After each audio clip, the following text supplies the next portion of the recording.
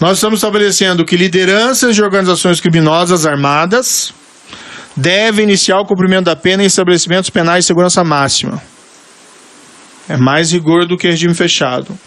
Nós estamos estabelecendo que o condenado por integrar a organização criminosa ou por crime praticado através de organização ou associação criminosa não poderá progredir de regime de cumprimento de pena ou obter outros benefícios prisionais se houver elementos probatórios que indiquem a manutenção do vínculo associativo. Qual que é a ideia da progressão de regime de cumprimento de pena? Preparar a pessoa para voltar ao convívio social. Então ela começa no regime fechado, que é uma prisão mais rigorosa, vai para o regime aberto, vai para o regime aberto e vai para a liberdade. Nenhum problema quanto a isso. Entretanto, é de todo óbvio que se o condenado é membro ativo de uma organização criminosa, ele não tem condições de ser colocado em liberdade, de progredir de regime. Você quer colocar fora da cadeia alguém que tem aptidão para reinserir-se no corpo social sem praticar novos crimes. E você não quer colocar um soldado do crime organizado em liberdade.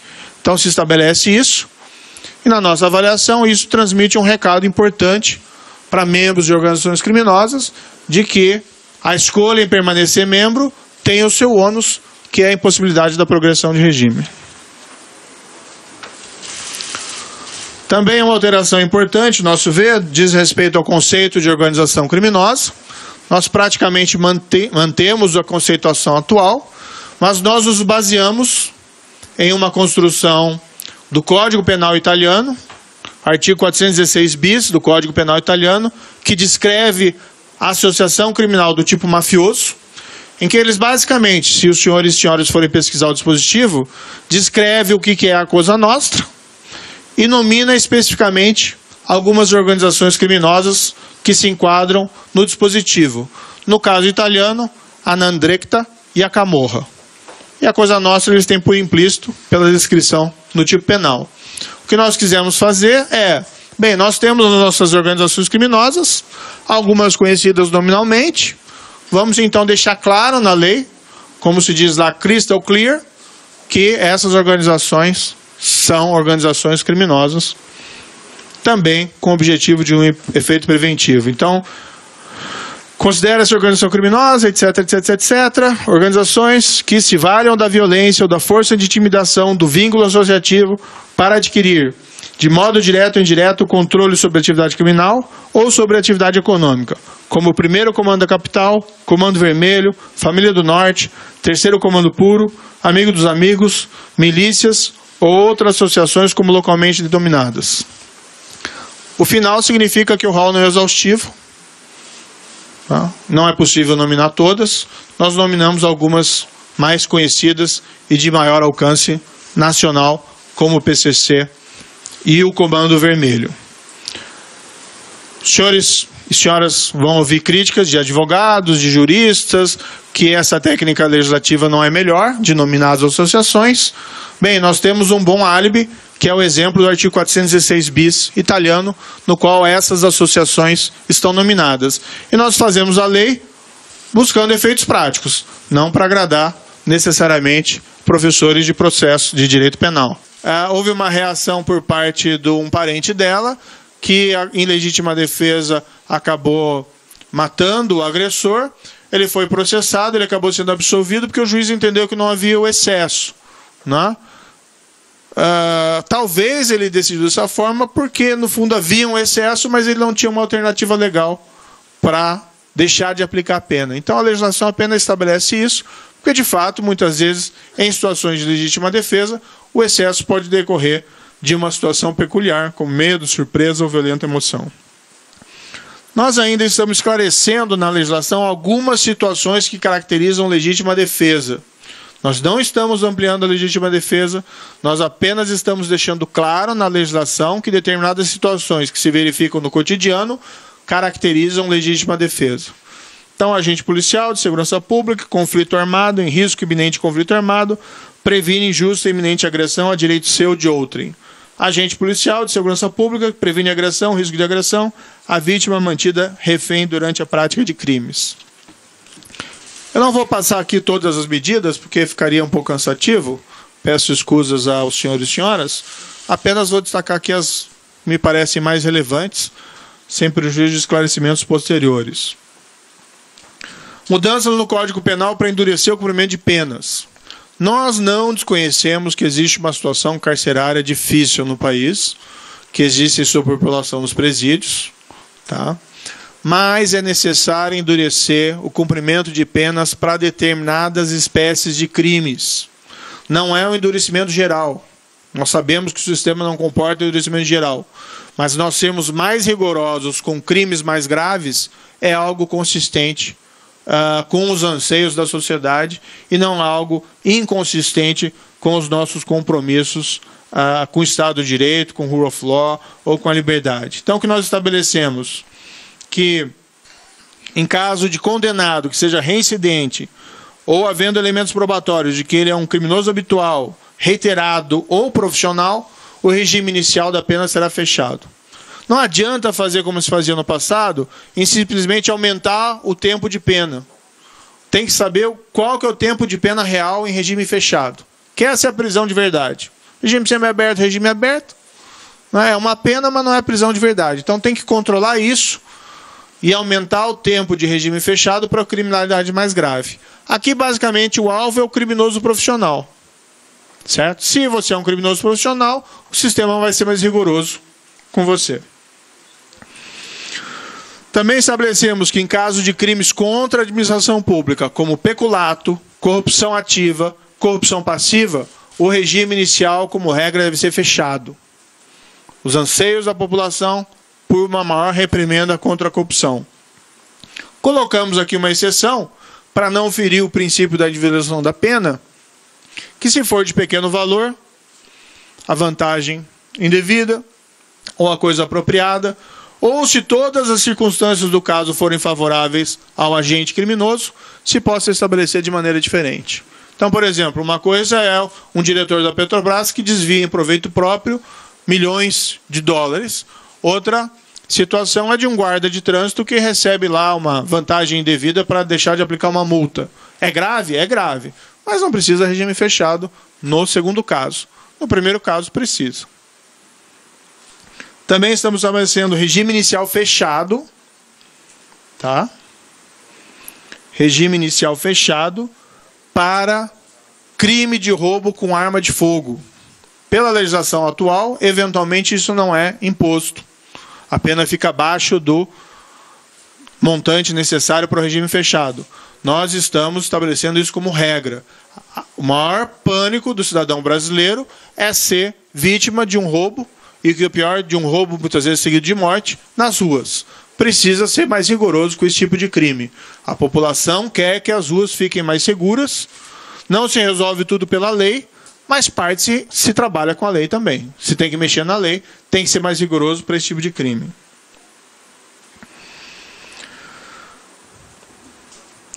Outra situação específica. Esses tempos, um brasileiro foi condenado na Espanha porque havia assassinado uma família de brasileiros e esquartejado toda a família. Condenação na Espanha, prisão perpétua. Espanha é um Estado democrático de direito.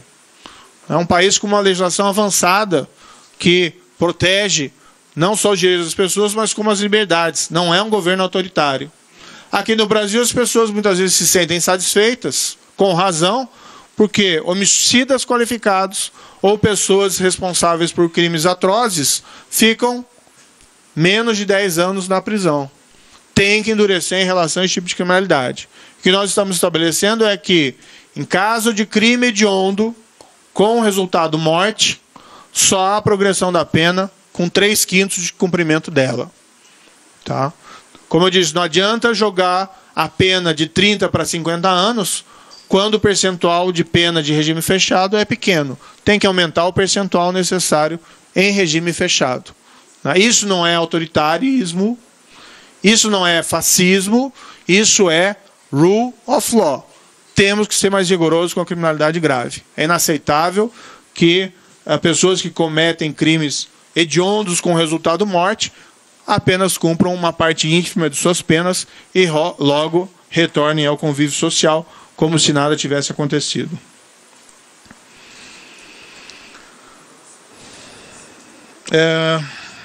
Bem, algumas regras especiais aqui. Um ponto importante, uma reclamação também frequente dessas saídas temporárias de presídios. Muitas vezes o criminoso utiliza a oportunidade, ou alguém que foi condenado, para cometer novos crimes. Nós estabelecemos vedações específicas para condenados por crimes hediondos, de tortura ou de terrorismo. Tá? Quando eu falo 3/5 crime hediondo com morte, não estou falando de tráfico de drogas, né? Isso fica muito claro. Tráfico de drogas tem tanto o grande traficante como o pequeno traficante. O sistema, a meu ver, não comporta endurecimento geral em relação ao pequeno traficante por conta dos problemas carcerários. Então, nós estamos evitando esse problema. Nós estamos estabelecendo que lideranças de organizações criminosas armadas devem iniciar o cumprimento da pena em estabelecimentos penais de segurança máxima. É mais rigor do que regime fechado. Nós estamos estabelecendo que o condenado por integrar a organização criminosa ou por crime praticado através de organização ou associação criminosa não poderá progredir de regime de cumprimento de pena ou obter outros benefícios prisionais se houver elementos probatórios que indiquem a manutenção do vínculo associativo. Qual que é a ideia da progressão de regime de cumprimento de pena? Preparar a pessoa para voltar ao convívio social. Então ela começa no regime fechado, que é uma prisão mais rigorosa, vai para o regime aberto, vai para o regime aberto e vai para a liberdade. Nenhum problema quanto a isso. Entretanto, é de todo óbvio que se o condenado é membro ativo de uma organização criminosa, ele não tem condições de ser colocado em liberdade, de progredir de regime. Você quer colocar fora da cadeia alguém que tem aptidão para reinserir-se no corpo social sem praticar novos crimes. E você não quer colocar um soldado do crime organizado em liberdade. Então se estabelece isso, e na nossa avaliação isso transmite um recado importante para membros de organizações criminosas, de que a escolha em permanecer membro tem o seu ônus, que é a impossibilidade da progressão de regime. Também uma alteração importante, nosso ver, diz respeito ao conceito de organização criminosa. Nós praticamente mantemos a conceituação atual, mas nós nos baseamos em uma construção do Código Penal italiano, artigo 416 bis do Código Penal italiano, que descreve a associação criminal do tipo mafioso, em que eles basicamente, se os senhores e senhoras forem pesquisar o dispositivo, descreve o que é a Cosa Nostra, e nomina especificamente algumas organizações criminosas que se enquadram no dispositivo. No caso italiano, a 'Ndrangheta e a Camorra. E a Cosa Nostra eles têm por implícito pela descrição no tipo penal.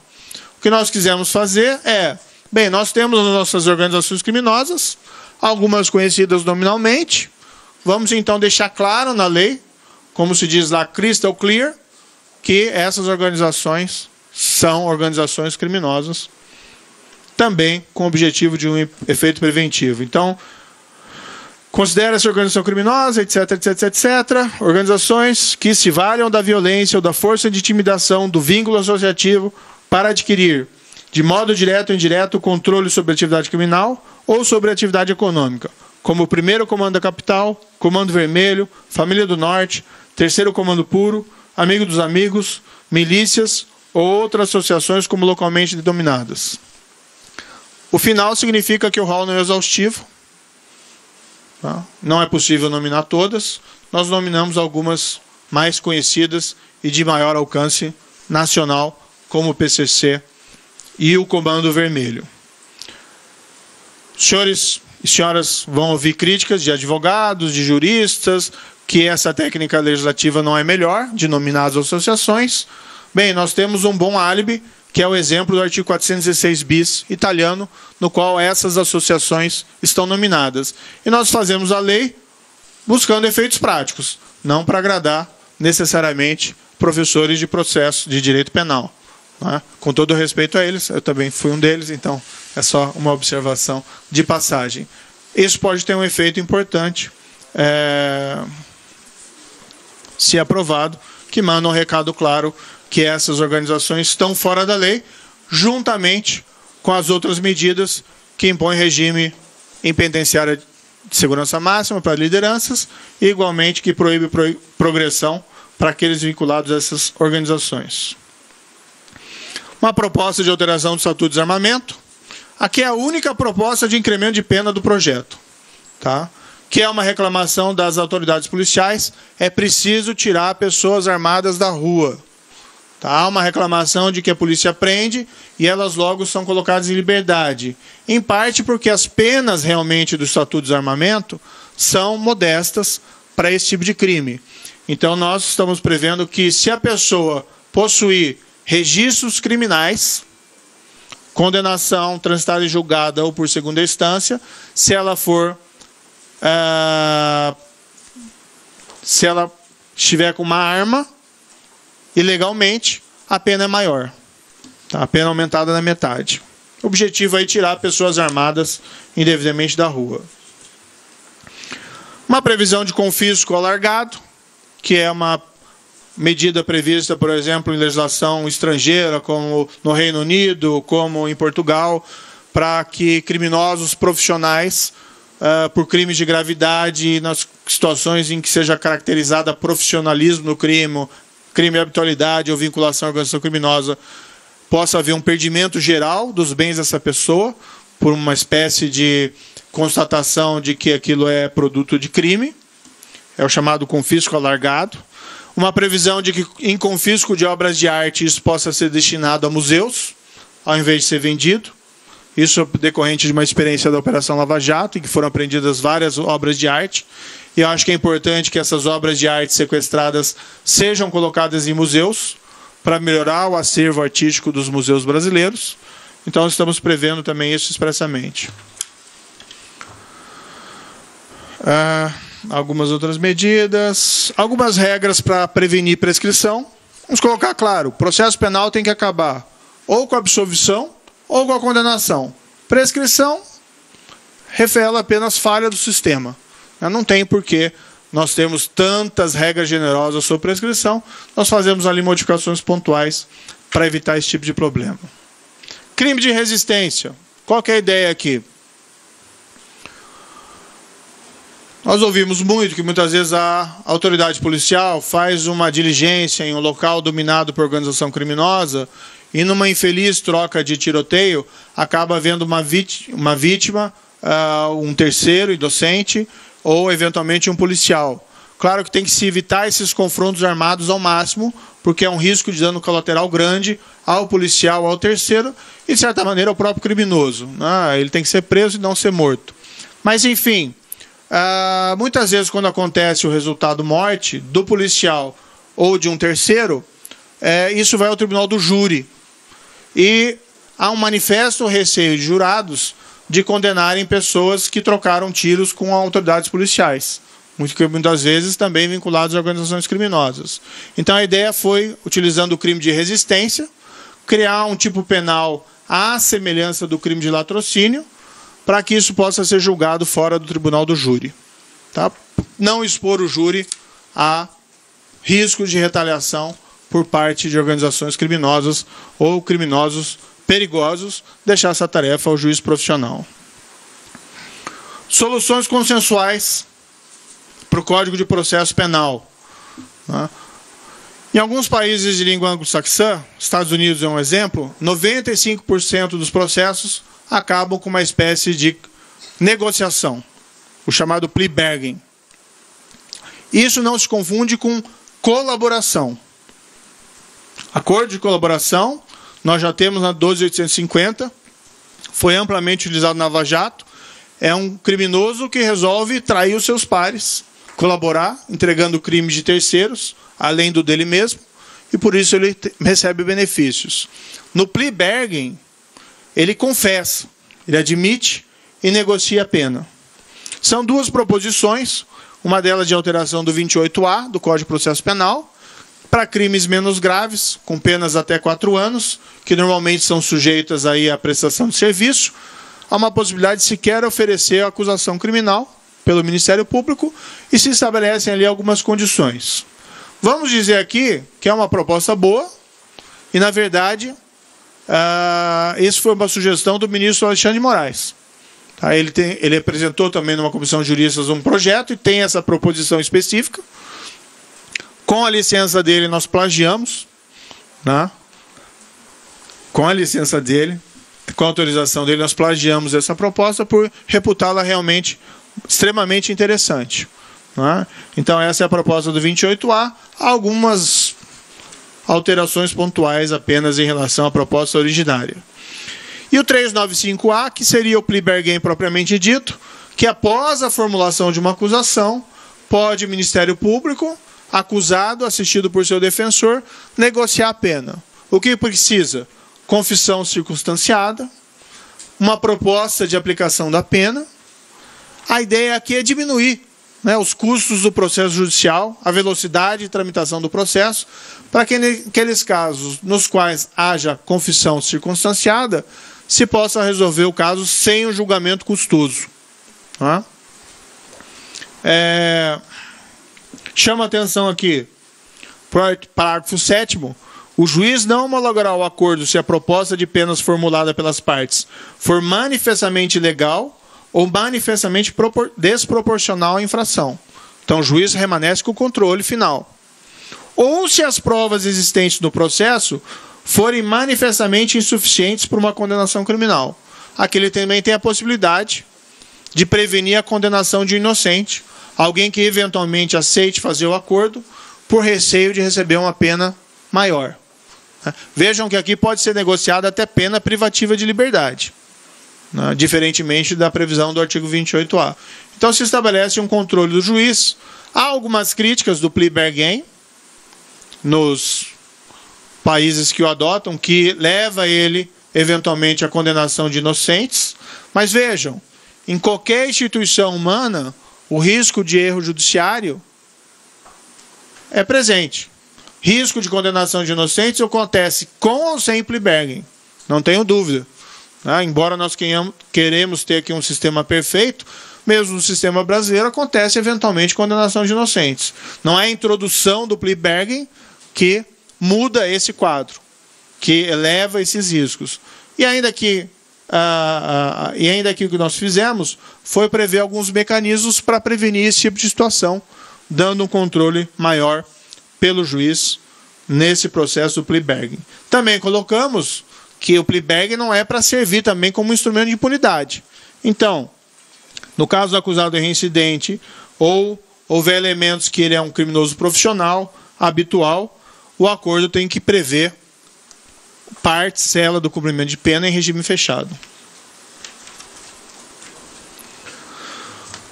Ainda na linha, algumas mudanças em matéria de competência. Nós estamos lá propondo que, se um juiz numa investigação se depara com provas relativas a crime funcional praticado por autoridade de foro, que o juiz, ao invés de remeter todo o processo, separe a parte com a autoridade de foro e remeta. O Tribunal Superior que recebe, vai analisar, se entender que tem que subir tudo, mesmo em relação a quem não tem autoridade, mesmo em relação a quem não tem foro, ele assim decide. Mas não precisa parar o processo totalmente na primeira instância, só porque encontrou lá uma prova de que um possível envolvimento de uma autoridade com foro. Aqui a ideia é agilizar. Também entendemos que a Justiça Eleitoral tem um papel fundamental na construção da nossa democracia. É ela que conduz o processo eleitoral com muita competência. Ela tem atualmente uma competência para julgar crimes eleitorais e conexos. Ocorre que esses conexos muitas vezes são crimes complexos, extremamente complexos, em relação aos quais, apesar da grande capacidade dos juízes eleitorais, não estão eles aí capacitados muitas vezes ou com condições de proferir julgamentos em relação a esses crimes. Então o que a gente estabelece é a separação dos processos. O juiz eleitoral fica só com o crime eleitoral. Houve aqui a proposição também de criminalização do Caixa 2. Essa proposta é basicamente a proposta da Transparência Internacional, com leve modificação, num pequeno detalhe. É um passo importante. O governo federal precisa apresentar isso ao Congresso, vai ser discutido dentro do Congresso. Acho que é uma medida importante para avançar e eliminar, vamos dizer assim, esse fator de trapaça dentro do processo eleitoral. É uma tipificação mais adequada a esse tipo de conduta.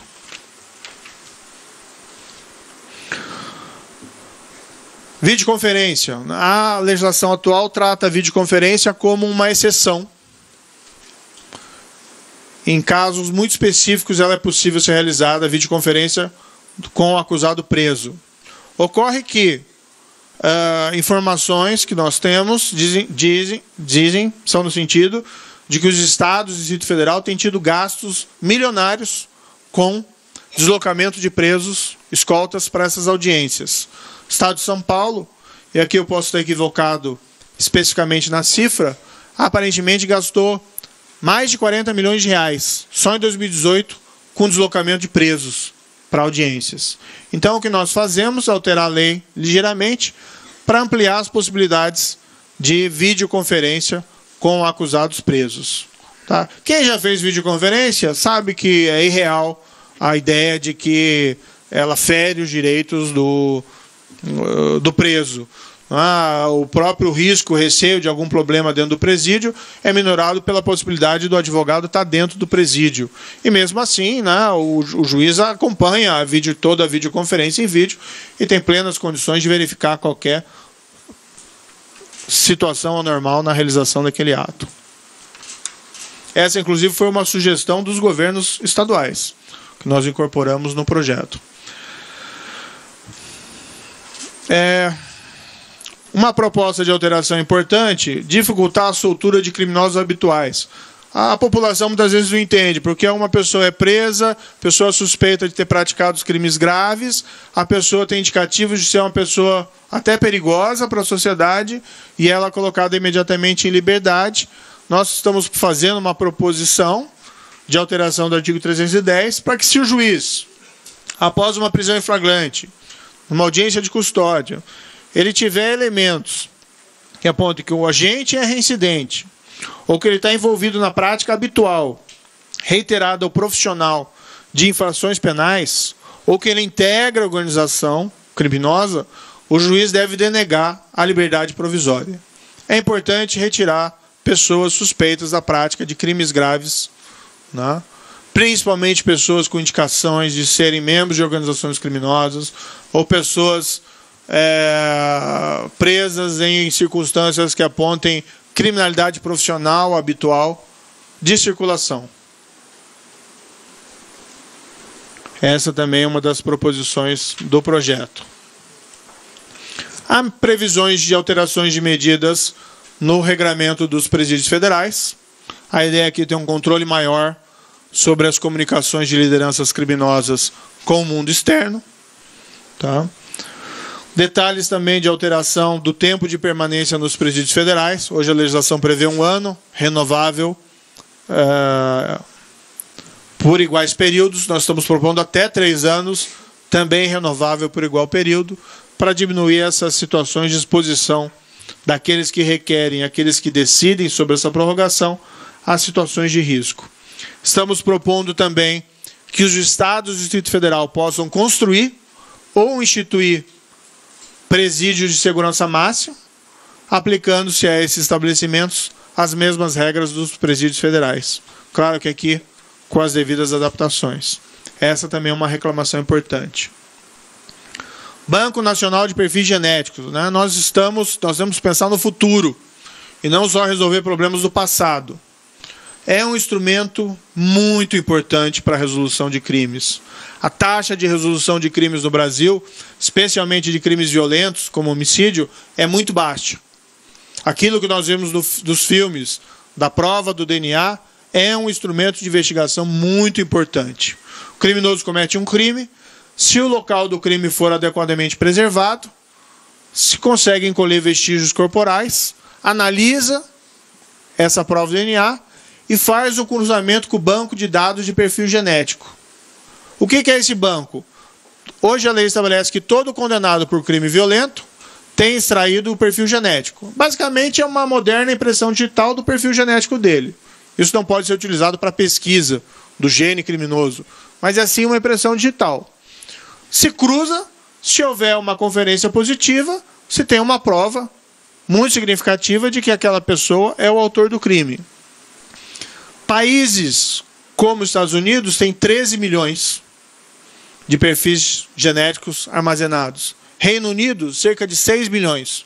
No Brasil, nós temos, apesar da lei ser de 2013, nós já temos uma lei que instituiu o banco, nós temos cerca de 30 mil perfis genéticos armazenados. Nem a lei atual é adequadamente cumprida, e nós vamos trabalhar para que ela seja cumprida integralmente. Uma das promessas do Ministério é que nós cheguemos em 2022 integralmente cadastrados perfis genéticos dos presos condenados aos quais a lei se refere, mas nós queremos também ampliar. Todo condenado por crime doloso tem o perfil genético extraído. Tá? Há aqueles que dizem que isso fere um princípio da não autoincriminação. Não, ninguém está obrigando o preso a confessar. O que o princípio da vedação da autoincriminação estabelece é que você não pode extorquir confissões. E não que você não pode colher o fio de cabelo ou passar um cotonete na boca do condenado, porque foi condenado, para integrar o perfil genético dele, o Banco Nacional de Perfis Genéticos. A ilustrar, os países que deram origem ao princípio da não autoincriminação, que é os Estados Unidos e o Reino Unido, tem lá, respectivamente, 13 e 6 milhões de perfis genéticos extraídos e inseridos nesses bancos. Também aqui relevante nessa linha, também de incrementar instrumentos de investigação, a criação de um Banco Nacional de Perfis Balísticos, que é o DNA da arma de fogo utilizada, e o Banco Nacional Multibiométrico de Impressões Digitais. Até hoje nós não temos um Banco Nacional de Impressões Digitais, o que revela uma certa, vamos dizer assim, explica muitas vezes a baixa resolução de crimes violentos ou crimes em geral pela nossa Polícia Judiciária. É preciso habilitar a Polícia Judiciária a utilizar instrumentos modernos para a descoberta desses crimes. O banco de perfil balístico, como eu disse, é o DNA da arma, e, por outro lado, o Banco Nacional Multibiométrico é olhar para o futuro. Inclusive, ali, previsão de extração, de utilização de registros como impressões digitais, dados biométricos, íris, face e voz, e ali existe um certo de condicionamentos para a formação desse banco. Na mesma linha de aumentar mecanismos hábeis para a investigação, nós temos uma regulação mais apropriada no Brasil daquilo que é chamado de operações encobertas. Nos Estados Unidos, por exemplo, se utiliza com muita frequência um policial que vai à rua comprar droga, comprar arma, participar de uma operação de lavagem, seja em relação a pequenas transações, seja em relação a grandes transações. É colocar um policial em contato com a atividade criminal para que ele atue para descobrir esses crimes de uma maneira eficiente. A legislação do Brasil, embora preveja lá a infiltração de agentes, ela é um pouco dúbia em relação a algumas situações. O que nós estamos colocando na lei é, de uma maneira clara, que se um policial compra droga ou compra material de insumo para droga, isso não exclui o crime daquele que vendeu ou entregou. Da mesma maneira de armas. E da mesma maneira do policial que participa de uma operação de lavagem. Não exclui o crime.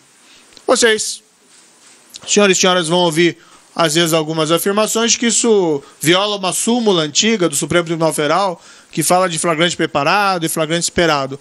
Não viola. Essa é uma interpretação do Supremo que foi feita com base na legislação ordinária, em um tempo que o Supremo ainda era o Supremo e reunia a competência do STJ, e com base no que nós temos na figura no nosso direito do crime impossível.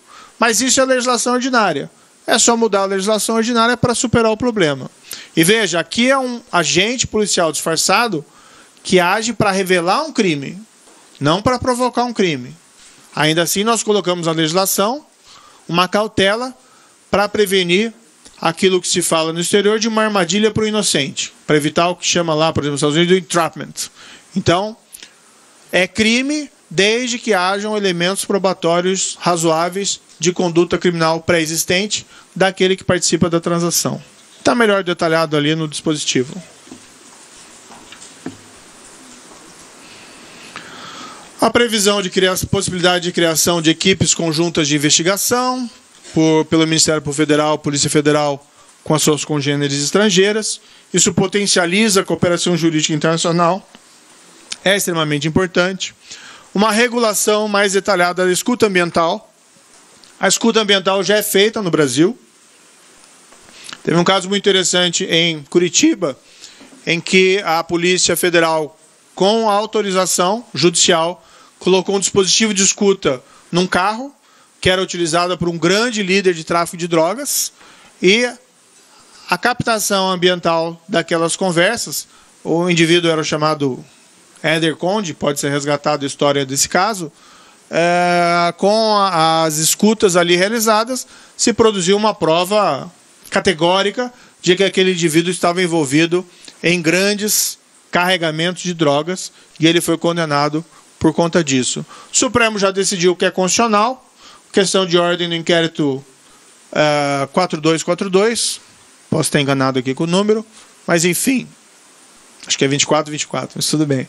Peço que jornalistas depois chequem. Nós estamos apenas regulando melhor essa possibilidade. Segue-se, de certa maneira, o regramento da interceptação telefônica. Concomitantemente, nós estabelecemos que realizar a captação ambiental, a escuta ambiental sem autorização judicial é crime. Isso é uma salvaguarda contra a utilização abusiva do instrumento, por exemplo, sem autorização judicial. E nós finalizamos com a introdução da figura do informante do bem, aquilo que chamam lá do whistleblower, né? É uma fonte potencial de informações de crimes contra a administração pública, e nós fazemos uma regulação aqui bastante simples. Desde o início, o objetivo do projeto foi que não fosse um projeto complexo, que fossem medidas muito pontuais e não extenso projeto de lei, com vários artigos complexos. Existem propostas muito interessantes, que não foram aqui incorporadas, mas esse projeto de lei é o nosso carro-chefe inicial. Isso não impede que nós apresentamos outras propostas no momento oportuno. Antes de abrir... Bem, vamos abrir a perguntas, tá? Só me antecipando, eu já ouvi questionamento de que o plea bargain não podia ser utilizado pelo Tribunal do Júri, por conta da competência do Tribunal do Júri, mas veja, nós trouxemos a construção do Tribunal do Júri também do direito anglo-saxão, Estados Unidos e Reino Unido, que utilizam plea bargain mesmo nessas situações. Por quê? Porque o Tribunal do Júri é considerado uma garantia do acusado. E ele pode abrir mão dessa garantia, negociando a pena, porque ele tem aquilo como mais vantajoso. Então, acho que abrimos para perguntas. Peço escusas se me estendi demais.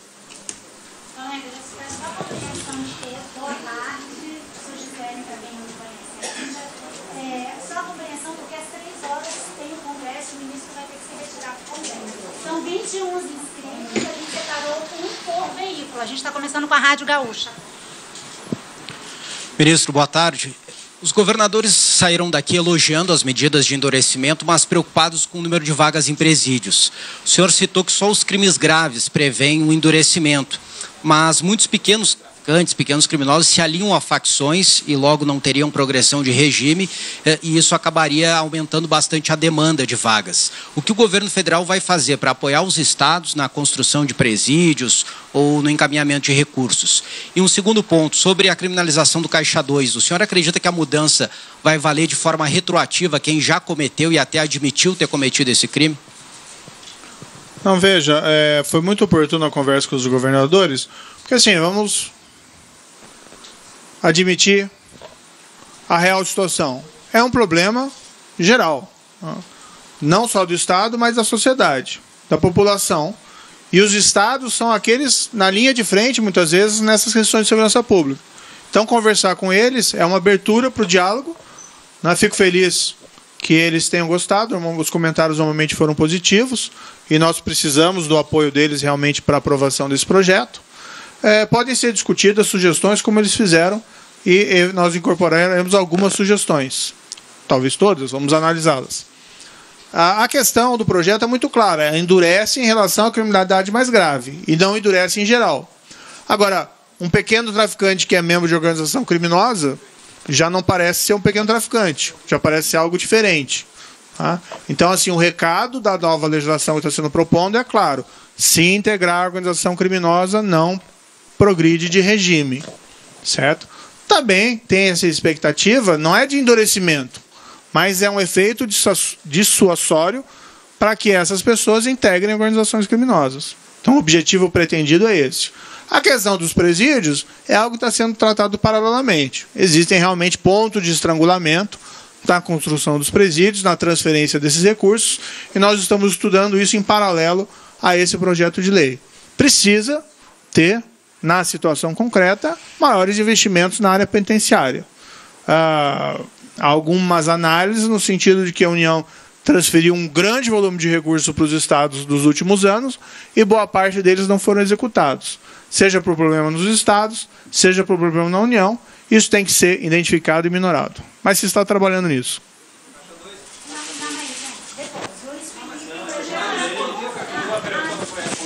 O Caixa 2, tá? Sim, são várias perguntas, então, se puderem se limitar a uma ou duas, porque eu acabo esquecendo também.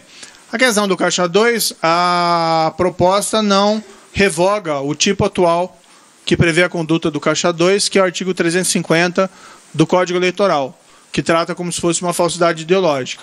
Então, na verdade, ele introduz um novo artigo sem revogar o anterior.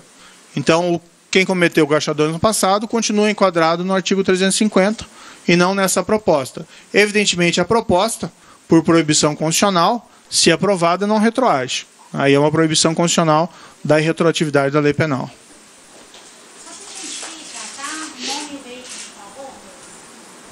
Luiz Felipe Barbieri, do G1. Ministro, eu quero saber como vai funcionar na prática esse controle do se houve excesso por excusável medo, surpresa ou violenta emoção. Como vai acontecer, evitar que isso fique à mercê de um juízo subjetivo, como isso pode ser controlado? E esse texto, inclusive, já sofreu resistência no Congresso, inclusive acho que um texto que falava em susto, algo nesse sentido. Por que o senhor acredita que isso vai avançar agora?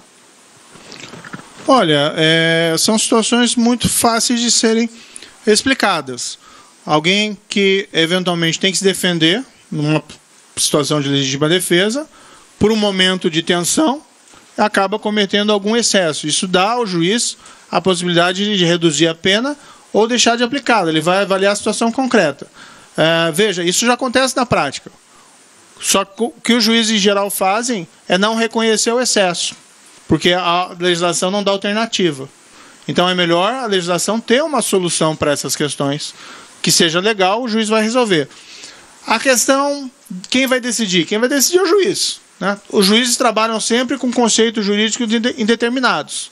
E nós não podemos prescindir de todo da aplicação subjetiva da lei. É subjetiva, sim, mas tem os parâmetros. E o juiz vai avaliar a situação concreta. Naquele caso, por exemplo, da atriz que foi atacada, parece que o juiz proferiu uma decisão acertada, que não punia aquela pessoa. Ficaria mais fácil o trabalho do juiz se houvesse essa previsão legislativa. Não havendo, ele acabou tendo que reconhecer que não houve excesso. Mas, no fundo, houve um excesso motivado por violenta emoção. É melhor que a legislação contemple a situação. Olha, nós estamos totalmente abertos ao diálogo com os parlamentares. Eu acho que é um outro momento. A população, nessas eleições, né, elegeu um programa de governo que se pretende ser mais rigoroso em relação à criminalidade violenta, criminalidade organizada e crime de corrupção. Isso reflete também uma mudança, alteração, muitas vezes, da composição do Congresso Nacional. Então, nós estamos abertos a apresentar o projeto e buscar convencer os parlamentares do seu acerto, e também abertos a eventuais alterações do projeto, segundo as sugestões que forem apresentadas. É o trabalho de convencimento. Oi. Ministro Gabriel Palma, da TV Globo. Rapidamente, só um acréscimo à pergunta dele. Essas alterações são para forças policiais ou para qualquer pessoa? E minha pergunta é relacionada à medida sobre o conceito de organizações criminosas. Com essas considerações, há uma equiparação das milícias com as facções criminosas? Veja, no primeiro ponto, é uma alteração do Código Penal. Então, ele vale para qualquer pessoa que pratica legítima defesa e comete um excesso, né? seja um agente público ou seja uma pessoa comum. No segundo ponto, a legislação que tipifica organizações criminosas, ao meu ver, já permite o enquadramento dessa entidade, das milícias, como organização criminosa. A proposta apenas deixa claro que é essa situação mesmo, assim como em relação às outras organizações criminosas. Boa tarde, ministro. Manuela Borges, TV CNT. Eu gostaria de saber de que forma essas medidas podem desarticular as facções criminosas que estão instaladas nos presídios. A gente sabe que a reincidência é um problema grave, cerca de 70% dos criminosos reincidem. Então, haveria essa superlotação nos presídios e as facções estão instaladas lá e a gente sabe que as ordens saem de lá de dentro. De que forma essas medidas podem desarticular? E sobre essas exceções com relação à prisão, à condenação em segunda instância, o veredito do tribunal do júri, isso não poderia novamente judicializar essa questão da prisão, da condenação em segunda instância, essas exceções, enfim? Bem, do primeiro ponto, veja, as leis não servem para nada se elas não forem aplicadas. Então, a ideia do projeto é dar maior efetividade ao sistema. Por isso é fundamental a execução em segunda instância e a execução dos vereditos do tribunal do júri. Também é fundamental você dar instrumentos de investigação modernos e hábeis para os agentes policiais. Claro que isso depois vai ter que ser utilizado na prática. Não adianta você ter autorização legal e isso não ser feito. Então, paralelamente a esse trabalho de aprovar o projeto de lei, há uma série de medidas executivas sendo planejadas e algumas já executadas, certo? A mesma questão das facções criminosas. Você tem que retomar o controle dos presídios. É simples? É fácil? Não, não é simples, é fácil. Mas você não resolve tudo com a lei. Você tem que ter a lei como uma aliada e, por outro lado, você tem que ter medidas executivas. Então, o problema da superpopulação carcerária, como é que se resolve? Há quem diga que abrindo a porta das cadeias. Eu acho que, pelos níveis de criminalidade do Brasil, não me parece ser a solução mais sábia. Então, o que você tem que fazer? Em parte, tem que haver novos investimentos para ampliar as vagas. Se pode pensar também em um filtro maior de quem é preso e de quem não é preso? Pode. Mas, ainda assim, vai haver um problema a ser resolvido por aumento de vagas no sistema carcerário. Também há uma expectativa de que, endurecendo em relação a essa criminalidade mais violenta, isso tem um efeito preventivo. Não, por que se faz a legislação dessa forma? Não é que é punir as pessoas. A legislação quer que as pessoas não cometam esses crimes. Os motivos do cometimento de crime são muito complexos, mas a lei pode funcionar como um fator inibidor do comportamento criminoso. É a base, aliás, do direito penal. A questão da judicialização das questões, olha, faz parte do sistema o controle de constitucionalidade nas mãos dos tribunais das Cortes de Justiça brasileiras, entre elas o Supremo Tribunal Federal. Se houver alguma impugnação de alguma medida, isso vai ser discutido perante o Supremo Tribunal Federal e o governo federal vai apresentar a sua posição. Isso faz parte do nosso sistema de freios e contrapesos. Boa tarde, ministro. Nelly Macedo, Sistema Verdes Mares. Eu queria saber em relação às considerações das sugestões apresentadas pelos governadores. Camilo Santana do Ceará, por exemplo, apresentou endurecimento para aquisição de explosivos no país, considerando que foram encontrados explosivos na época dos ataques. E também gostaria de saber qual o papel do SUSP nesse projeto, se há alguma consideração. E, por último, falar sobre novos ataques nessa madrugada lá no Ceará e saber que medidas o governo pretende tomar, se há alguma intenção de intensificar as ações que já estão em curso. Certo. Eu só não sei se a gente vai ter tempo de responder todas as perguntas. Eu vou responder da senhora, mas eu vou pedir para os próximos se limitarem a uma pergunta. Tudo bem? Tá? Para a gente evitar que alguém fique sem a palavra. Primeiro ponto... sugestões de aumento de controle da comercialização de explosivos, isso é algo que pode ser tratado paralelamente. Nesse projeto não houve espaço para isso, tem que ser estudado com mais cautela e o tempo entre nós assumirmos o governo, o Ministério e o presente momento não houve tempo hábil, mas sim, é preciso ter registros mais rigorosos da comercialização de explosivos ou material apto à fabricação de explosivos. Não há nenhuma discordância quanto a isso. A sugestão é bastante pertinente. A parte do Ceará, né? Desde o início, quando começaram a surgir esses eventos e houve intensificação desses eventos, o Ministério da Justiça e Segurança Pública disponibilizou o que foi pedido. Uma equipe da Força Nacional, equipe não é a palavra apropriada, mas centenas de policiais da Força Nacional foram ao Ceará para ajudar a debelar a crise, a pedido do governador. Nós também disponibilizamos vagas nos presídios federais para as lideranças criminosas. Essas transferências foram realizadas. E, por outro lado, nós disponibilizamos armamento, recursos, tudo para ajudar o governo do Ceará a resolver esse problema. Na nossa avaliação, o pico dos incidentes já passou há muito tempo, né? Há alguns dias não vinha acontecendo nenhum incidente no Ceará relativamente a essa criminalidade. Então, a percepção, e claro que se pode mudar de opinião daqui a alguns dias, dependendo dos incidentes, é que a situação está controlada, né? O SUSP foi um grande avanço da gestão anterior, né? Ele continua como está. Podemos pensar em melhorar, incrementar os recursos para o SUSP e melhorar as formas de transferência, né? Mas ele não entrou nesse projeto, até porque não pareceu necessário nesse momento. Gabriela... Eu só pedi daí uma pergunta para cada um, tá? Gabriela Alexandre, aqui da CBN. Os governadores sugeriram aqui a questão de pedir a liberdade provisória para quem for preso na posse de fuzil ou uma arma mais pesada. Não sei se isso entrou naquele ponto que nega a liberdade provisória para quem é um profissional, um criminoso profissional ou reincidente. Queria saber se isso vai entrar no projeto ou não. E só me tirar a dúvida dos saidões. Você chegou a falar quais são os criminosos que não vão ter mais direito aos saidões. Só uma dúvida em relação ao que você falou.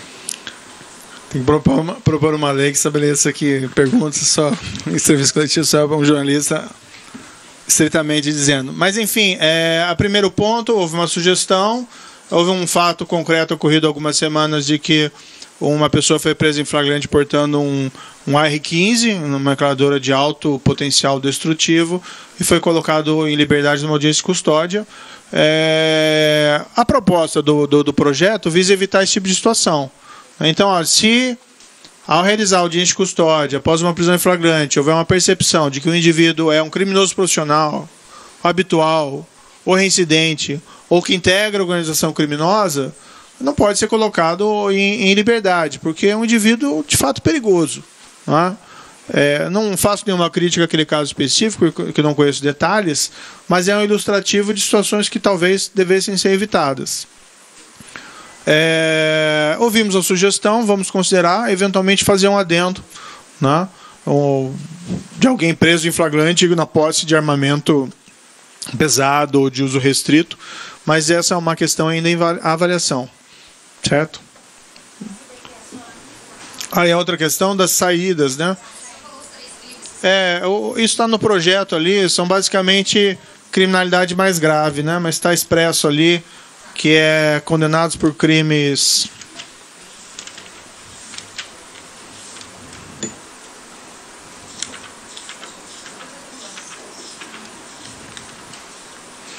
tem que procurar aqui, não é tão extenso, mas condenados por crimes hediondos, tortura e terrorismo. Ministro Daniel Adjuto do SBT, com relação à segunda instância, o senhor fez questão de ressaltar várias vezes que já há entendimento do Supremo quanto a isso. A gente tem um novo julgamento, mais um agora, dia 10 de abril. Se houver a mudança desse entendimento, o senhor entende que o Congresso deve se atentar a essa mudança? Desculpa fazer a segunda, mas eu preciso, a redução da maioridade penal, que é uma promessa de campanha, por que não está nesse pacote, ou ela não é tão prioritária assim? Bem, no primeiro ponto, o Supremo controla a sua própria agenda. Cabe a ele definir quando vai efetuar o julgamento e, evidentemente, o governo não tem pretensão de controlar o que vai ser decidido. A expectativa é que sejam mantidos os precedentes. De todo modo, né, o governo, desde logo, apresenta a sua posição sobre o tema, também veiculando esse projeto de lei ordinária. Para o governo é importante a execução em segunda instância. O Congresso deve seguir o entendimento decidido? Como? Congresso, a meu ver, nós vamos tentar convencer o Congresso do acerto dessa legislação ordinária. E, veja, o Congresso, em princípio, se for pensar em questão constitucional, o que se tem no momento são os precedentes afirmando a constitucionalidade. A maioridade demandaria uma emenda constitucional para redução de 18 para alguma idade, então esse projeto se pretende ser um projeto de legislação ordinária. Então não teria como ser enquadrado nesse presente momento. Ministro, boa tarde. Rodolfo, do Correio Brasiliense. Ministro, o Fórum Brasileiro de Segurança Pública emitiu uma nota sobre o projeto. Ele observa que a maior parte das medidas refere-se aos crimes de corrupção, mas analisa que a proposta é superficial ao que se refere à área de segurança pública. Diz que trata-se apenas do endurecimento de algumas penas. O Fórum alega que não aborda a desarticulação das polícias, a falta de um sistema nacional, a desvalorização das carreiras públicas, a falta de estrutura das perícias e sobre precariedade da investigação policial. A pergunta é, ministro, o governo estuda apresentar em breve um outro conjunto de medidas abordando essas questões colocadas pelo Fórum Brasileiro de Segurança Pública? Olha, em 30 dias não deu realmente para resolver o problema da segurança pública no Brasil. Existe uma série de medidas que têm que ser tratadas paralelamente e boa parte dessas medidas mencionadas não depende de lei, depende de ação executiva. Então, estruturar as perícias dos estados. Não preciso de lei, eu preciso de investimento. Isso o governo federal pretende fazer. Agora, respeitadas as críticas, é um projeto que avança, sim, muito.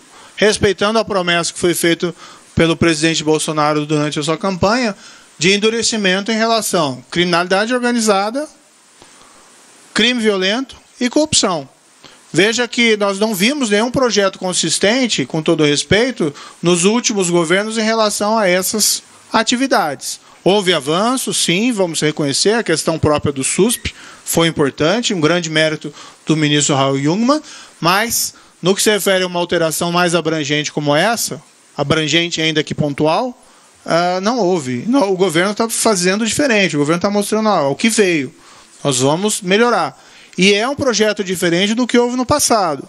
Nós não estamos incrementando, simplesmente chegando lá e aumentando pena de 20 para 30, 30 para 40, 40 para 50, ou coisa parecida, que isso muitas vezes é inefetivo. Nós estamos mexendo, quando endurece o sistema, no regime de cumprimento de pena. Mas, paralelamente a isso, há uma série de outras medidas importantes para a própria investigação criminal.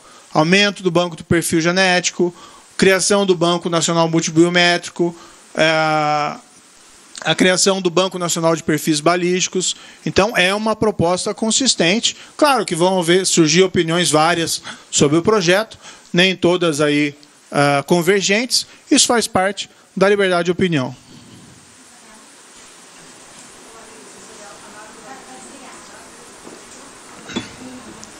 Agora sim. Boa tarde, Isabela Camargo, da Globo News. Alguns assuntos, como o senhor já destacou, a criação do perfil de banco genético, assim como de perfis balísticos, esbarram no outro problema, como o senhor já disse, já tem lei e não chegou a ser aplicado, que é orçamento. É uma negociação que começa agora? Bom, foi feita uma estimativa dos orçamentos necessários para a implementação desses bancos e não é uma coisa assim tão expressiva. Claro que demanda investimentos, mas não é algo assim formidável, certo? De todo modo, a lei autoriza a criação e, num segundo momento, daí se trabalha para a implementação desses bancos. O próprio Banco Nacional de Perfis Genéticos, que é uma criação em 2013, permaneceu muito tempo com uma lei de papel, porque não queriam executar. Aprovaram a lei e havia aqueles que entendiam que aquilo não deveria ser implementado, que é equivocado. Além da lei ter superado os problemas de discussão quanto à conveniência e oportunidade desse banco, é um instrumento moderno de investigação. O que nós vamos fazer mesmo em relação a esse banco é implementá-lo mais incisivamente. Como eu disse, nós queremos ter esse banco, isso também demanda custos, recursos orçamentários, nós temos previsão nesse ano para incrementar essa política e vamos propor recursos maiores para os próximos anos. Certo? O que nós temos que fazer, muitas vezes, é empregar bem esses recursos. Claro que num cenário de crise fiscal, os recursos são limitados, mas existem recursos para a segurança pública. Se existem esses recursos, vamos focalizá-lo da forma em que ele possa gerar melhores resultados do ponto de vista da prevenção e repressão a essa criminalidade. E qual que é a pior criminalidade que nós temos que lidar? Essa de corrupção, crime organizado e crime violento. Ministro Isadora Peron, do Valor Econômico. Eu queria que o senhor explicasse um pouquinho melhor como é que vai ser esse excludente de licitude para os policiais. A crítica é que isso vai dar uma liberdade para eles matarem, enfim, sem serem punidos. Na campanha, o presidente chegou a falar em não precisar nem ter um processo para quem cometesse esse tipo de crime durante uma atuação. Não vai acontecer? Como é que está exatamente no projeto? A proposta fala por si. O que a proposta faz é, vamos dizer assim, retirar dúvidas de que aquelas situações específicas ali descritas caracterizam legítima defesa. Então, um agente policial que, numa situação de sequestro de refém, toma uma providência para prevenir a morte da vítima, é evidente que ele atua em legítima defesa. No entanto, às vezes, por questões até discricionárias ou subjetivas de interpretação da lei, às vezes essa situação não era assim entendida. Então nós apenas deixamos claro na lei, nós apenas extraímos do conceito de legítima defesa, né, situações que a elas são pertinentes. Então não existe nenhuma licença para matar. Quem afirma isso está equivocado, não leu o projeto. É uma interpretação. Não estou dizendo que é o caso da senhora, estou dizendo que quem falou isso, sei lá se alguém falou isso, não é isso. É um projeto consistente com, vamos dizer assim, império da lei. Império da lei e respeito a direitos fundamentais. Tá? Ministro, boa tarde. Sou Afonso Benites, repórter do El País. Por gentileza, com relação à condenação em segunda instância, tem essa questão que já foi e voltou do STF várias vezes. Por que vocês não sugerem uma mudança constitucional ao invés de um projeto de lei? Na interpretação atual do Supremo Tribunal Federal, já é uma medida constitucional. O Supremo Tribunal Federal, desde 2016, por 4 vezes, apesar de todos os rumores de que haveria mudança de posição, reafirmou que a execução em segunda instância não fere a presunção de inocência. Como, aliás, é na maioria dos países do mundo. Então vamos ver lá. Onde nasceu a construção da presunção de inocência? Quer dizer, tempos imemoriais. Mas os países que construíram mais incisivamente um sistema de proteção de direitos, mas com processo penal eficiente, França e Estados Unidos. Em ambos os países, não se entende que a presunção de inocência veda execução, seja de uma condenação em primeira instância, seja de uma condenação em segunda instância. Então, assim, fere a presunção de inocência? Não, a presunção de inocência é relacionada com a prova. Para condenar alguém, você precisa ter prova categórica, e não propriamente com prisão após julgamento. Certo? O Supremo afirmou isso 4 vezes, nós estamos dando fé aos precedentes do Supremo Tribunal Federal. Pura e simplesmente. Não acho necessária uma emenda constitucional. Nós estamos apresentando aí um projeto de lei ordinária para apenas deixar isso mais claro na nossa legislação. A gente tem mais 11 colegas para falar. Temos 20 minutos do ministro. Então, só peço a compreensão de todos. Ministro, boa tarde. Aqui. Romualdo de Souza, da Rádio Jornal do Comércio de Pernambuco. Ministro, por favor, os governos estaduais estão a pão e água, aliás, mais água que pão. Uma vez aprovadas essas medidas, eles vão precisar de recursos para implementá-las. O governo federal tem dinheiro no orçamento, ou vai batalhar, ou vai conseguir dinheiro federal para os estados, ministro? Olha, essas são medidas paralelas. O que foi criado, que foi um avanço no ano passado, por exemplo, o Fundo Nacional de Segurança Pública, incrementou a fonte de recursos. Esses valores vão ser encaminhados, né? Já é a previsão legal que sejam repartidos 50% pelo menos vão para os estados e Distrito Federal. Havendo necessidades, pode buscar recursos recursos fora do que já foi previsto. Então, nós precisamos ter presente em que um projeto de lei não resolve todas as coisas, às vezes precisam ser aplicadas, executadas, e claro que isso demanda investimentos. O governo federal está disposto a disponibilizar esses recursos, os estados também disponibilizar os seus próprios recursos. Claro que esses recursos não são infinitos, mas se pode fazer muito com os recursos que se tem. Boa tarde, aqui ministro, Gabriela da TV Bandeirantes. Eu gostaria de saber qual a expectativa, né, de aprovação do projeto e quando. Isso é muito difícil, né, de fazer alguma estimativa. Eu estive hoje, estive hoje com o presidente da Câmara dos Deputados, o deputado Rodrigo Maia, e conversamos sobre o projeto rapidamente. Eu acho que há uma receptividade do Congresso Nacional em relação a projetos que incrementem a qualidade da segurança pública no Brasil. Porque as vítimas constituem a população brasileira. Não é? Os vários deputados foram eleitos, inclusive com essa bandeira de incrementar a qualidade da segurança pública. A população brasileira tem o direito de ter maior segurança na sua vida, não ser assaltado na esquina, ou não ter um pequeno comércio e ser vítima de um roubo, muitas vezes de coisa pior. Então, acho que é uma margem realmente para mudança. Claro que esses projetos têm que ser debatidos no Congresso, isso é natural, não há nenhum problema quanto a isso. Nós vamos buscar que esse projeto do governo federal do presidente Jair Bolsonaro seja aprovado num prazo que permita uma deliberação, mas que seja um prazo razoável. Mas é impossível estabelecer estimativas nesse momento. Alô. Boa tarde, ministro. Breno Pires, do Estadão. Algumas propostas que estão contidas no projeto de lei já foram ou naufragaram no Congresso ou foram rejeitadas pelo Supremo. Por exemplo, no caso do Supremo, a fixação do regime inicial obrigatoriamente fechado para crimes hediondos já foi declarada inconstitucional. Está na sua proposta, assim como também a da corrupção, o peculato, né, também teriam o regime inicial fechado. Então, no caso do Supremo, por que acreditar que isso não vai ser barrado agora? E no caso do Congresso, por que acreditar que medidas como as de combate à corrupção, confisco alargado, criminalização do Caixa 2, entre outras, que naufragaram no Congresso, vão agora ser aprovadas na sua proposta? Bem, no Congresso, eu digo que é um outro momento político.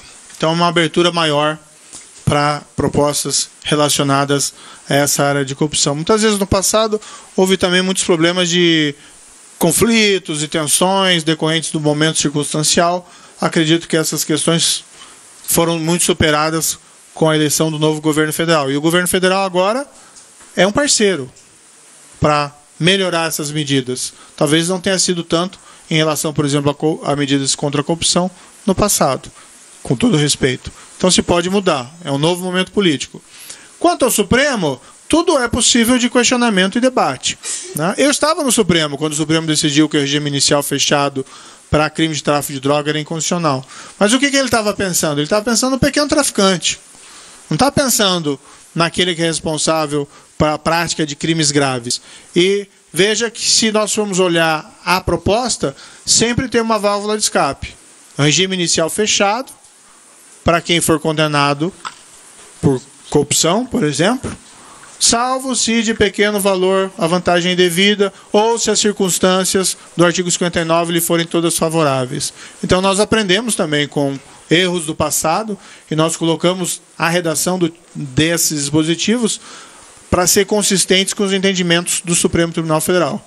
Não existe nenhum óbice, nenhuma violação ao princípio da individualização da pena nesse caso, porque o próprio dispositivo dá margem a exceções.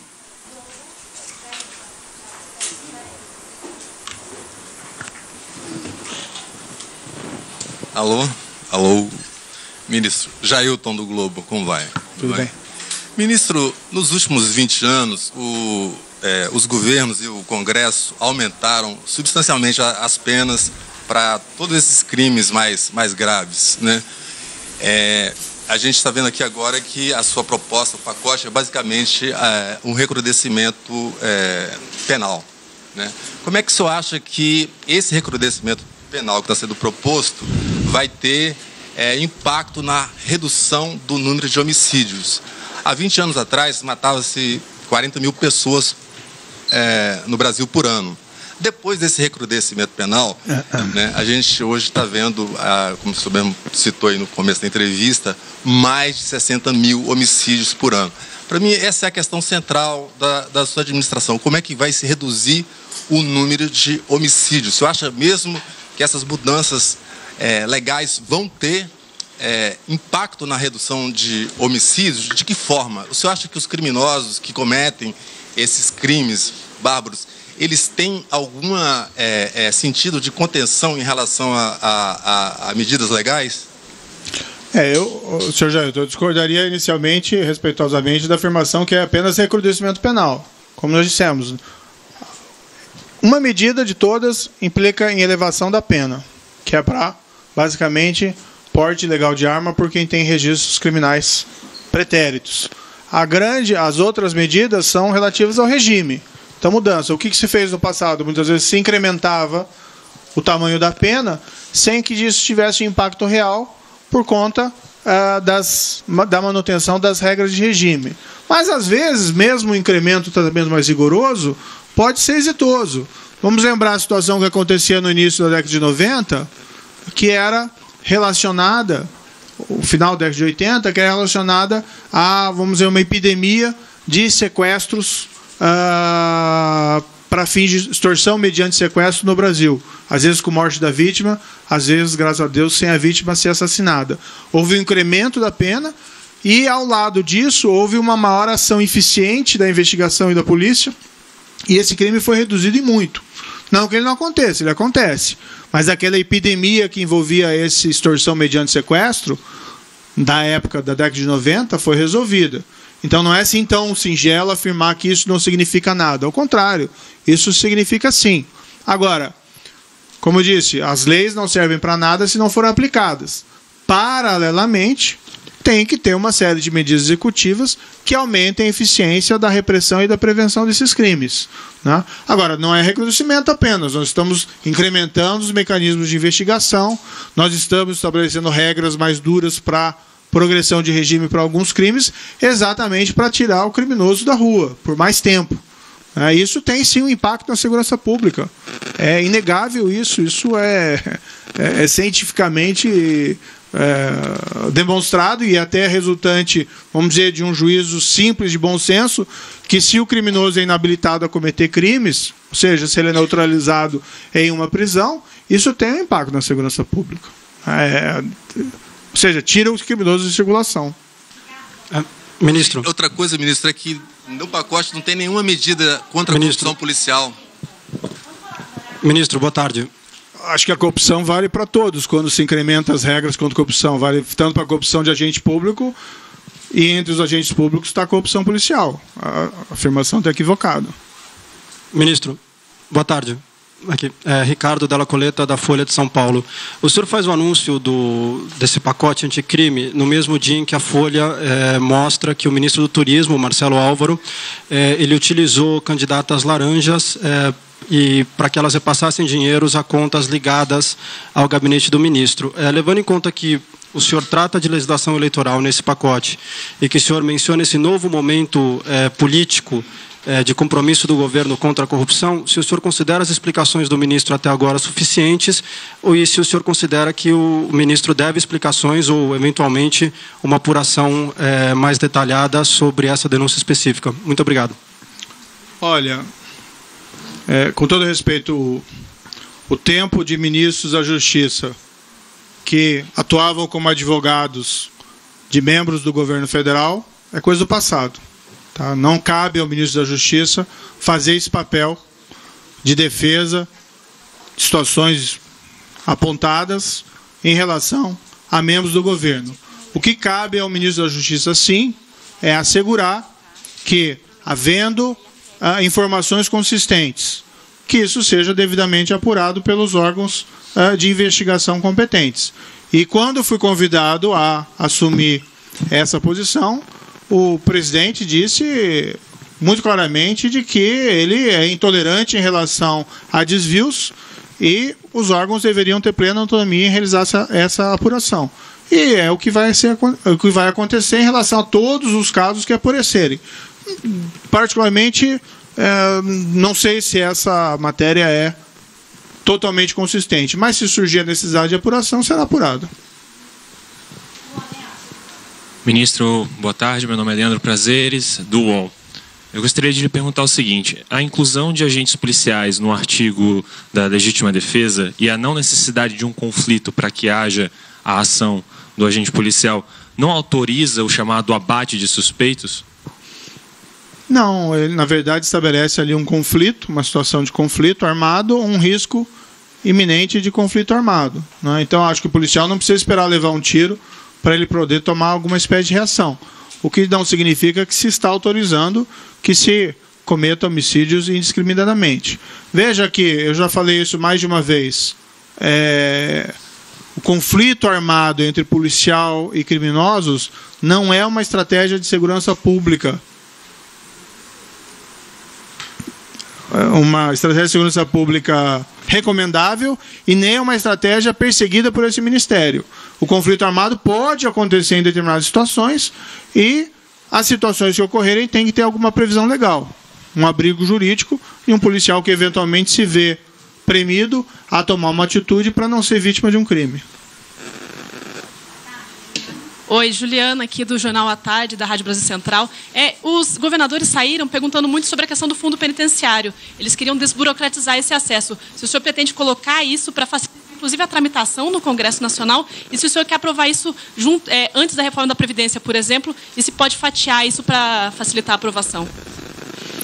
Olha, o tempo do Congresso a ele pertence. Então, do interesse do Ministério da Justiça e Segurança Pública, o ideal é que ele fosse aprovado o mais rápido possível, porque nós acreditamos no projeto, acreditamos na consistência do projeto. Quanto tempo vai levar de fato, se vai antes ou depois da reforma da Previdência, eu sinceramente não tenho como fazer prognósticos no presente momento. E a questão do fundo penitenciário, olha, são coisas que têm que ser trabalhadas independentemente até do projeto. Não é condicionar a liberação de recursos à aprovação de projetos. Não é esse um jogo republicano próprio. O que acontece é que nós temos que discutir e fazer um melhor diagnóstico do que está travando a efetiva execução desses recursos disponibilizados pela União Federal, via o próprio FUNPEN, para os estados e Distrito Federal. O que está acontecendo? Eles apresentaram lá uma série de demandas e sugestões. Isso está sendo avaliado. Em 30 dias de governo é impossível ter um diagnóstico completo. O que nós estamos, porém, aqui fazendo, desde logo, organizando um mutirão de engenheiros, agentes públicos, para poder fazer a parte do Ministério e examinar com a devida velocidade os projetos que estão pendentes de análise. O que nós queríamos também fazer com o tempo é construir uma série de modelos de presídios, modelos de projetos de presídios, para que nós tivéssemos esses modelos de projeto à disposição dos estados e do Distrito Federal, para que eles, querendo construir um presídio, escolhessem um desses modelos já pré-existentes, não tendo, portanto, necessidade de se começar tudo novamente. Seria uma espécie de modelos, projetos à la carte. O Exército faz isso em relação, por exemplo, à construção de quartéis. Ele tem modelos pré-prontos, ou seja, quando se quer construir um novo quartel, já se pode utilizar um daqueles modelos pré-existentes. Isso pode facilitar e muito destravar a realização desses investimentos. Então, é uma série de medidas que estão sendo pensadas. Mas não cabe colocar no projeto isso, porque são medidas executivas. Boa tarde, ministro. Kelly Cadanos, da Gazeta do Povo. Queria insistir um pouco nessa questão da tramitação no Congresso. O presidente da Câmara, Rodrigo Maia, disse hoje que a reforma da Previdência é a prioridade deles. E a bancada da Segurança Pública já determinou como prioridade, disseram que vão apoiar o projeto do Ministério, mas já definiram como prioridade uma flexibilização no porte de armas. Disseram que essa é a prioridade número 1 deles após a reforma da Previdência. Qual que é a prioridade que o senhor espera que esse projeto tenha efetivamente no Congresso? Qual que é o prazo razoável que o senhor mencionou mais cedo para a tramitação? Não cabe a mim imposição de prazos para o Congresso Nacional. Acredito que o Congresso tem condições de fazer várias coisas ao mesmo tempo. Então, esse projeto não é um óbice apreciação da reforma da Previdência ou a eventual flexibilização no porte de armas e vice-versa. Então, tem que ser trabalhado essas questões que interessam ao país de modo concomitante. Não acredito que uma coisa impeça a tramitação da outra. Boa tarde, ministro. Sou Daniel Ito, da TV Brasil. Esse pacote que está sendo lançado agora, essa proposta, fala muito de combate à corrupção, busca o combate à corrupção. E, nesse sentido, no dia 24 do mês passado, foi publicado um decreto assinado pelo vice-presidente Hamilton Mourão, que aumenta o nível de sigilo dentro das informações de governo. Eu gostaria que o senhor explicasse, por gentileza, sobre os benefícios desse decreto, se ele não vai contra essas medidas de combate à corrupção. Obrigado. Olha, esse é um tema não afeta aqui a questão dos projetos, né? Eu acho que tem que se analisar como esse decreto vai ser aplicado e que documentos em si vão ter o seu sigilo imposto. Em princípio, não tem nenhuma notícia de incremento de documentos cujo sigilo tenha sido decretado por conta dessa ampliação de competência do decreto. Não é? Claro que a gente compreende a preocupação da imprensa, né, com transparência e com a eventualidade de uma ampliação dessa competência, mas de fato não existe um impacto real até o momento quanto a esse decreto. Não houve um incremento de documentos ou medidas que tiveram seu sigilo decretado.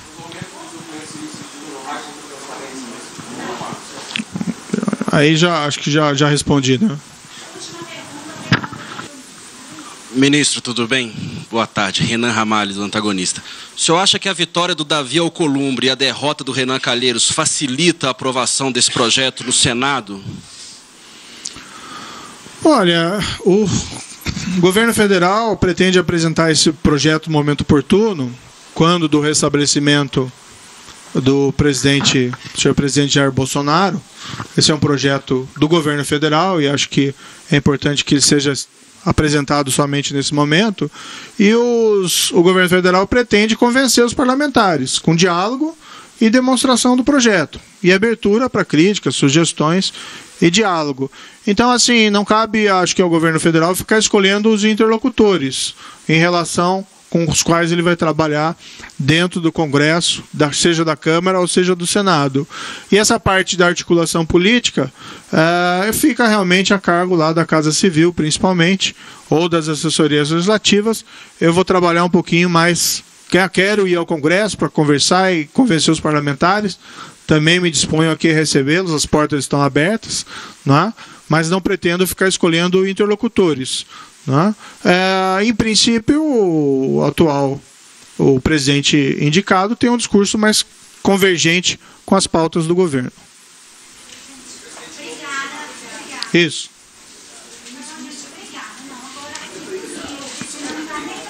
Prezados, eu vou agradecer a atenção de todos. Né? Mais uma vez, nós estamos falando sobre o projeto com absoluta transparência, abertura ao debate. São bem-vindas as críticas.